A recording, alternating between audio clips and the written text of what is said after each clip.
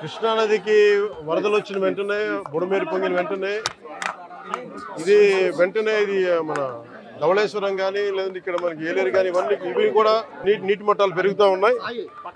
So వెంటనే శుద్ధగడ్డ నుంచి కూడా శుద్ధగడ్డ కాలం నుంచి కూడా నీళ్లు వచ్చేస్తాయి, ముంపు ప్రాంతాలకు వచ్చేస్తాయి. వీటి మీద ఎప్పటికప్పుడు కలెక్టర్ షణ్మోహన్ గారితో కూడా మాట్లాడడం జరిగింది. 2వ తారీఖు 3వ తారీఖు నుంచి మాట్లాడుతూనే ఉన్నాం, డేంజర్ లెవెల్స్ లేవని. ఒకసారి అంతకుముందు కూడా జరిగితే ఫస్ట్ లెవెల్ వార్నింగ్ ఇచ్చాం, మళ్ళీ తగ్గిపోయిందని చెప్పారు. ఇది కూడా ఏంటంటే కంటిన్యూస్గా మనకి విపరీత వర్షపాతం, క్లైమేట్ చేంజ్, ఇవన్నీ ఈ పరిస్థితుల వల్ల రాష్ట్రం ఎప్పుడు అన్ప్రెసిడెంటెడ్, ఎప్పుడు చూడనంత వర్షపాతం ఇవన్నీ జరుగుతూ ఉన్నాయి. ఈ నేపథ్యంలో ఇది ప్రత్యేకించి ఇప్పుడు లోపలికి వెళ్ళి చూస్తుంది వైఎస్ఆర్ కాలనీ, జగనన్న కాలనీ పేరు ఏదని అనుకోండి. ఇది బేసిక్ ఇది ఒక 32 ఎకరాలు 33 ఎకరాల స్థలం. ఇది దాదాపు ఒక 2000 పైచిలకు లబ్ధిదారులు. దీంట్లో ఉన్నదేమో ఇప్పుడు ప్రస్తుతం 10% మంది జనాభా ఉన్నారు. 10% మట్టుకే. లోపలికి వెళ్ళి చూస్తే అసలు బేసిక్గా లోపల మనకి ఈ డ్రైనేజ్ కానీ రోడ్లు కానీ ఏమీ లేవు. కనీసం వాళ్ళు అడిగేది ఏంటంటే కనీసం ఇప్పుడు దీనికి కనీసం బ్రిడ్జ్ చేయమని అడుగుతూ ఉన్నారు. చిన్నపిల్లలు ఇరుక్కుపోయారు అది ఇది అని.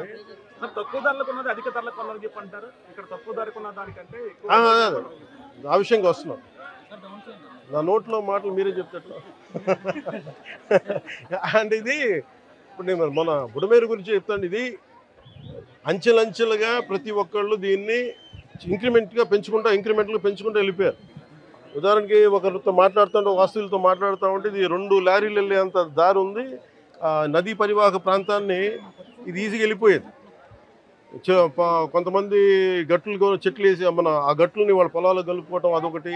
ఇది చాలా ఇంక్రిమెంట్లు జరిగింది. కానీ ఇది మటుకు ప్రత్యేకించి ఈ జగనన్న కాలనీ మటుకు గత ప్రభుత్వం చేసిన తప్పులు. ఇది ఆల్రెడీ 4 అడుగులు లోతట్టు ప్రాంతం. ఇది చిన్నపాటి వర్షం వస్తే మునిగిపోయే ప్రాంతాలు ఇవి. అలాంటి చోట్ల వీళ్ళు 30 ఎకరాల పైగా 32-34 ఎకరాల పైగా వీళ్ళు ఇచ్చారు. ఇది మామూలుగా మనకి రిజిస్ట్రేషన్ ప్రకారం మనకి 13 లక్షలు ఉండేది. అది మార్కెట్లో మనం చూస్తే 30 లక్షలు. దీన్ని వీళ్ళు 60 లక్షల రూపాయలు పెట్టుకున్నారు. సో ఇది జగనన్న కాలనీ అనేది గత ప్రభుత్వం చేసింది. ఎన్ని 100 కోట్ల 1000 కోట్ల తేల్చి మన క్యాబినెట్ మీటింగ్లో తేల్చి చెప్పాలి. అన్ని మొత్తం కూర్చున్న దాని మీద వర్కౌట్ చేస్తున్నాం. దాంట్లో భాగంగా చూస్తే 30 లక్షలు మార్కెట్ రేట్ ఉండగా 60 లక్షలు పెట్టుకున్నారు. అది లోతట్టు ప్రాంతం. ఎవరు ఈ రోజుకి 10%కి మించి ఎవరు మనకి లబ్ధిదారులు లోపలికి రాలా. దాన్ని బట్టి మీకు అర్థం చేసుకోవచ్చు. ఇలాంటి చోట్ల ప్రత్యేకంగా ఛాలెంజ్ చేసి వీళ్ళు చేసిన తప్పుల్ని మేము కవర్ చేయాలి. వీళ్ళు ఇచ్చేసారు, ఆ తప్పుల్ని కవర్ చేయాలి. వాళ్ళకి ఇన్ఫ్రాస్ట్రక్చర్ ఏదైతే అవసరాలో ఆ ఇన్ఫ్రాస్ట్రక్చర్ డెవలప్ చేయాలి. ఇది ఇప్పుడు అలా కాదు. ఇప్పుడు మీరు ఏలేరు ఆధునీకరణకి వీటన్నిటికీ మీకు నిధులు కొరత, అంతే కదా. బేసిక్ నిధులు కొరత. మరి ఇక్కడ ఒక్క చోట మీరు ఇక్కడే చూస్తే దాదాపు 13 కోట్లు, దాదాపు మీరు చూసే 30%, 13 కోట్లు ఇక్కడ ఒక్క ఈ కాలనీకే వేస్ట్ చేశారు. ఇలాంటి ఒకరు చెప్పండి.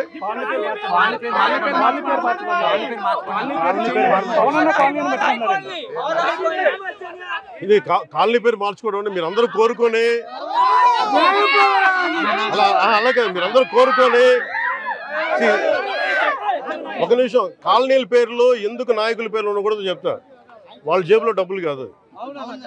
అందుకని మనం చేయాల్సింది ఏంటంటే నేల కోసం పనిచేసిన నాయకుల పేర్లు పెడితే మంచిది. అదే మన జాతీయ నాయకులు చాలా మంది ఉన్నారు, రాష్ట్ర స్థాయి నాయకులు ఉన్నారు, పిఠాపురం మహారాజు గారు ఉన్నారు. అలాంటి గొప్ప మహానుభావుల పేర్లు పెడితే మంచిది. నిజంగా అలాంటివి కోరుకుంటాం.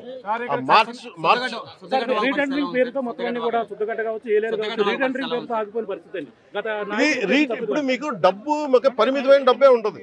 ఉత్తరాంధ్ర కూడా వెళ్ళినప్పుడు ఈ ఇళ్ల కాలనీ పట్టాల పేర్ల మీద ఎంత దోపిడీ జరిగిందో మీ అందరికీ తెలుసు. అదే అన్నాను, మడ అడవులు ఇచ్చారు, మడ అడవులు, ఆవు భూములు, వీటన్నిటి మీద ఒక లెక్క నీకు తేల్చాల్సి ఉంది. ఇప్పుడు క్లాసిక్ గా మీరు చూస్తే మీకు అర్థమవుతా ఉంది డబ్బు ఎలా దుర్వినియోగం జరిగింది. ఈ డబ్బు దుర్వినియోగం ఆపగలిగితే ఈ ఆధునీకరణ పనులన్నీ జరుగుతాయి. నేను దాన్ని మనస్ఫూర్తిగా నమ్ముతున్నాను. అంటే ఇది నేను ముందు నుంచి కూడా అధికారుల సంసిద్ధత ఎలా ఉంది, ఏ స్థాయిలో ఉంది అనేది ఫస్ట్ నేను ముందు నుంచి ఫోన్లో మాట్లాడుతున్నాను. ఈరోజు వచ్చి మొత్తం చేశాను. అన్ని మనకి హెల్త్ క్యాంప్స్ కానీ వరద నీరు తగ్గగానే మనకి అంటువ్యాధులు వస్తాయి, దానికోసం చర్యలు ఏం తీసుకోవాలని కలెక్టర్ గారితో చెప్పినా కానీ చూడటం జరిగింది. ఖచ్చితంగా ఇలాంటి వాటికి ఇది రిపీటెడ్గా అయిపోయింది. లాస్ట్ 2-3 దశాబ్దాలకు ఇదే నడుస్తూ ఉంది. జనాభా పెరిగిపోయే కొద్దీ మనకి నష్ట తీవ్రత తెలుస్తూ ఉంటుంది. మనకి వ్యవసాయ భూమి వినియోగంలోకి వచ్చే కొద్దీ నష్టం తెలుస్తూ ఉంటుంది. దీని మీద ఇది ఒక్క పిఠాపురంకి సంబంధించి ఎక్కడెక్కడ ఇలాంటి పరిస్థితులు ఉన్నాయి వీటన్నిటి మీద సమగ్రంగా ఒక కమిటీ చేయాలి. మన ముఖ్యమంత్రి గారితో కూడా మాట్లాడుతున్నప్పుడు ఈ మాట మాట్లాడాము. దీని మీద అసలు టోటల్గా ఏమేమి ఉన్నాయి రాష్ట్రంలో ఎలాంటివి. ఇది మొత్తం వరదలు తగ్గిన తర్వాత దీని మీద ఒక వెళ్ళి క్షేత్రస్థాయిలో పర్యటనలు జరిపి దాని మీద ఒక సమగ్రమైన నివేదిక అని చెప్పి అధికారులని ఆల్రెడీ ఇన్స్ట్రక్ట్ చేశారు. ఇది ముఖ్యమంత్రి గారు ఇది వరద తగ్గుముఖం పట్టగానే దీన్ని ముందుకు తీసుకెళ్తాం. అంటే ఎంత ఇప్పుడు నష్టం కూర్చొని ఎంత అంచనా వేయలేము.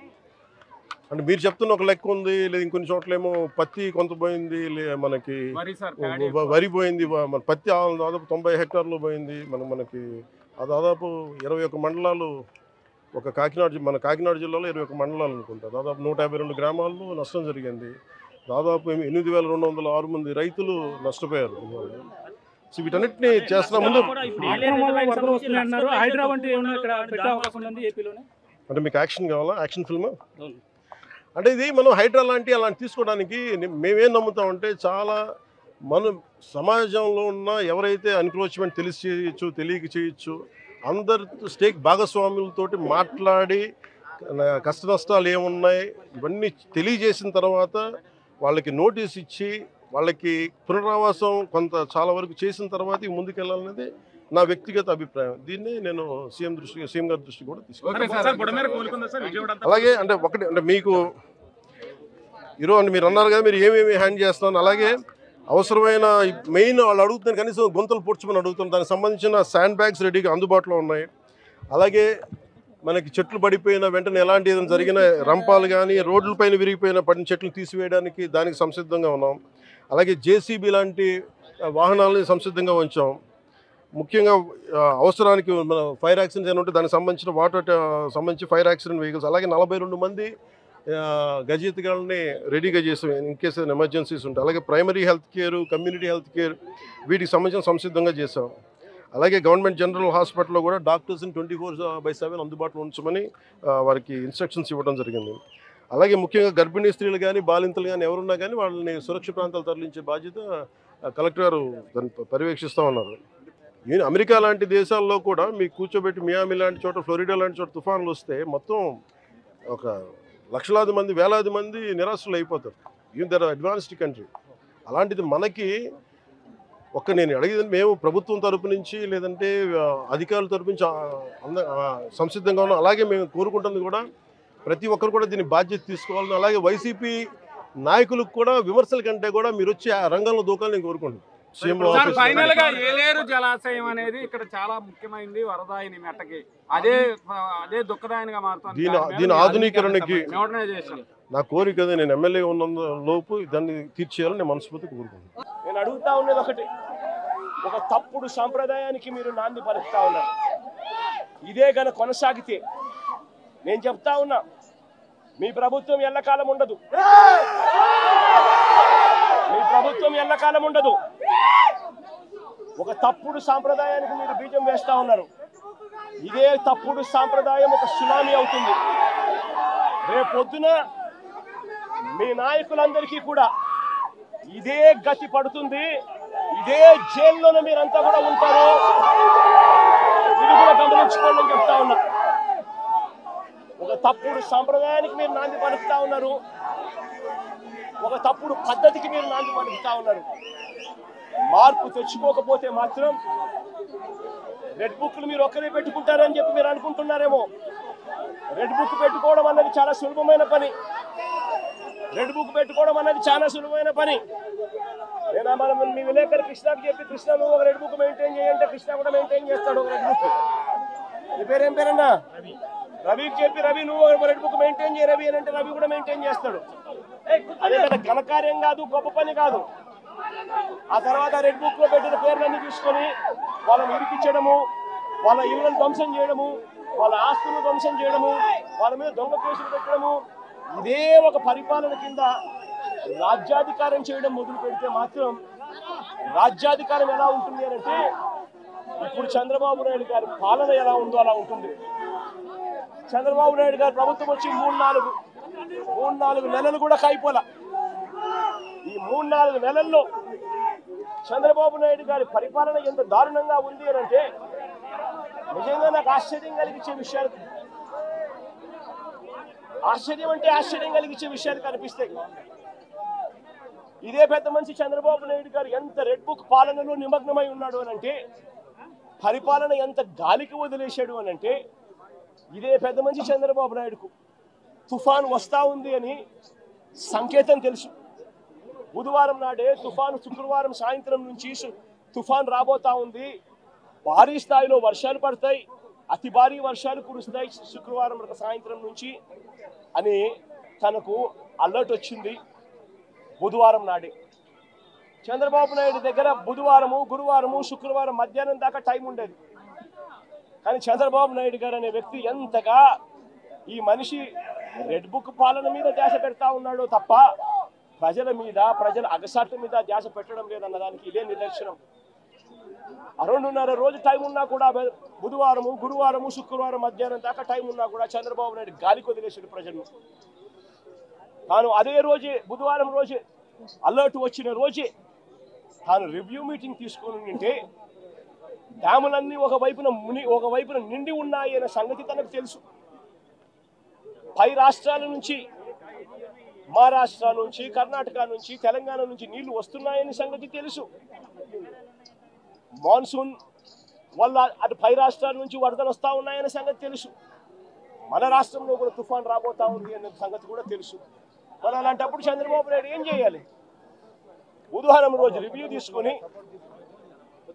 రెవెన్యూ సెక్రటరీని, చీఫ్ సెక్రటరీని, ఇరిగేషన్ సెక్రటరీని, హోమ్ సెక్రటరీని వీళ్ళందరినీ కూడా పిలిచే కార్యక్రమం చేయాలి.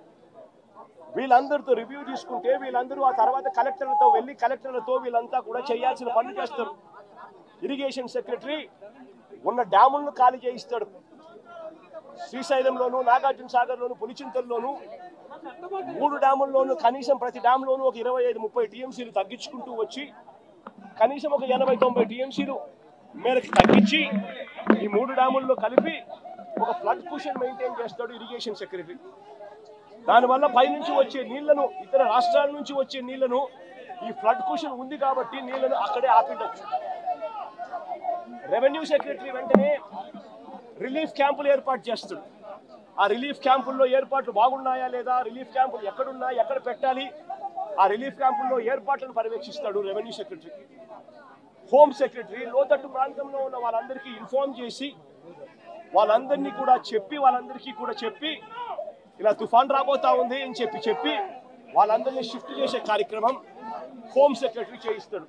మరి నేను అడుగుతా ఉన్నా, ఇదే పెద్ద మంచి చంద్రబాబు నాయుడు ఇవన్నీ చేశాడా అని అడుగుతా ఉన్నా. మరి ఇవన్నీ ఎందుకు చేయలేదు చంద్రబాబు అని అడుగుతా ఉన్నా. ఇవన్నీ చేయకపోవడం వల్ల, ఫ్లడ్ కుషన్ ఏర్పాటు చేయకపోవడం వల్ల ఆ నీళ్లు పై నుంచి వచ్చే నీళ్లు, కింద పులిచింతల కింద దిగువన వచ్చే నీళ్లు, ఈ 2 నీళ్లు కలిసి ఒక ప్రళయంగా ఏర్పడి చివరికి బుడమేరును కూడా, కృష్ణానదికి పోవాల్సిన బుడమేరును కూడా తన ఇంటిని రక్షించుకునేందుకు బుడమేరులో కూడా అర్ధరాత్రి దాటిన తర్వాత ప్రజలకు నోటీస్ ఇవ్వకుండా, ప్రజలకు సమాచారం ఇవ్వకుండా బుడమేరులో గేట్లను కూడా ఎత్తేసి విజయవాడలోకి వీళ్ళు పూర్తిగా పంపించడం జరిగింది. నేను అడుగుతా ఉన్నా, చంద్రబాబు నాయుడు చేసిన ఈ దుశ్చర్యకు, చంద్రబాబు నాయుడు చేసిన ఈ తప్పుడు పనికి ఏకంగా 60 మంది పైచిలకు చనిపోయినారు. ఇంకా ఎక్కువ మంది చనిపోయి ఉండొచ్చు. రిపోర్ట్లు వస్తూ ఉన్నాయి. ఈ 60 మంది ఇంతకు ముందు ఎప్పుడైనా తుఫాను వచ్చినప్పుడు 60 మంది చనిపోయిన ఘటన ఎప్పుడైనా మనం చూసామా? 60 మంది ఏకంగా పైన మనుషులు చనిపోతే ఇది చంద్రబాబు నాయుడు చేసిన తప్పిదం కాదా? చంద్రబాబు నాయుడు మీద కేసు చంద్రబాబు నాయుడు గారి మీద నెగ్లిజెన్స్ కేసు అనేది ఎందుకు నమోదు చేయకూడదు అని అడుగుతా ఉన్నా. చంద్రబాబు నాయుడు గారు అనే వ్యక్తి వల్ల 60 మంది చనిపోయిన తర్వాత ఆ వ్యక్తి రివ్యూ తీసుకోకపోవడం వల్ల, ఆ వ్యక్తి చెప్పాల్సిన ఆదేశాలు చెప్పకపోవడం వల్ల, ప్రజలకు ఇవ్వాల్సిన ఇన్ఫర్మేషన్ ఇవ్వకపోవడం వల్ల, ప్రజలను అలర్ట్ చేయాల్సిన కార్యక్రమం చేయకపోవడం వల్ల, పైన ఫ్లడ్ కుషన్ పెట్టకపోవడం వల్ల, రిలీఫ్ క్యాంపులు ఏర్పాటు చేయకపోవడం వల్ల ఏకంగా 60 మంది పైచిలుకు చనిపోయారు. కొన్ని లక్షల మంది ఈ రోజు అగసాట్లు పడతా ఉన్నారు.